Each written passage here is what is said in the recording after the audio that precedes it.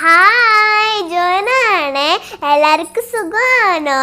ഇന്ന് ഞാൻ ഓണത്തെ പറ്റിയാണ് പറയാൻ പോകുന്നത്.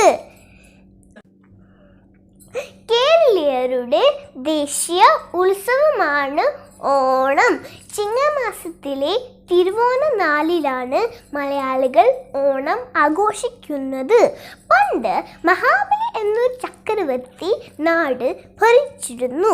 അന്നേരം നാട്ടിൽ സമ്പൽ സമൃദ്ധിയുടെയും സമാധാനത്തിൻ്റെയും ഐശ്വര്യത്തിൻ്റെയും നാളുകളായിരുന്നു. ഇത് കണ്ട് അസൂയപൂണ്ട ദേവന്മാർ മഹാവിഷ്ണുവിനെ ചെന്ന് കണ്ട് സഹായം ചോദിച്ചു. അപ്പോൾ മഹാവിഷ്ണു വാമനന്റെ രൂപത്തിൽ ഭൂമിയിൽ വന്ന് 3 അടി മണ്ണ് മഹാബലിയോട് ആവശ്യപ്പെട്ടു. മഹാബലി പറഞ്ഞു, അളന്നെടുത്തു കൊള്ളാൻ 2 അടി കൊണ്ട് ഭൂമി മൊത്തം അളന്നു. 3-ാമത്തെ അടിക്ക് മഹാബലി തൻ്റെ തല കാണിച്ചു കൊടുത്തു.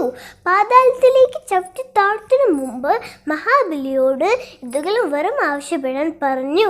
അപ്പോൾ മഹാബലി പറഞ്ഞു, ആണ്ടിലൊരിക്കൽ തൻ്റെ പ്രജകളെ കാണാൻ ഭൂമിയിൽ വരാൻ അനുവാദം നൽകണേ. അതനുസരിച്ച് തൻ്റെ പ്രജകളെ കാണാൻ വന്ന ദിവസമാണ് തിരുവോണം. അത്തം മുതൽ 10 ദിവസം പൂക്കളമിട്ട് മഹാബലിയെ കാത്തിരിക്കും.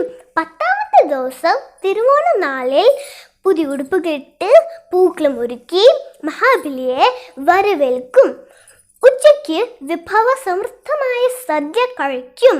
അതിനുശേഷം പല വിനോദങ്ങളിൽ ഏർപ്പെടും. കൈകൊട്ടിക്കളി, ഊഞ്ഞാലാട്ടം, കോൽക്കളി, പന്തുകളി, പുലികളി, ഇതൊക്കെയാണ് വിനോദങ്ങൾ. ഓണം സന്തോഷത്തിൻ്റെയും സമാധാനത്തിൻ്റെയും ഉത്സവമാണ്. Thank you. എല്ലാവർക്കും ഇഷ്ടമായോ? ഞാൻ ഇതുപോലെ ഒത്തിരി വീഡിയോസ് ഇട്ടിട്ടുണ്ട്. എല്ലാവരും കാണണേ. എല്ലാവരും എൻ്റെ ചാനൽ സബ്സ്ക്രൈബ് ചെയ്യണം, ലൈക്ക് ചെയ്യണം, ബെൽ ബട്ടൺ കൂടെ പ്രസ് ചെയ്യണം. ബൈ.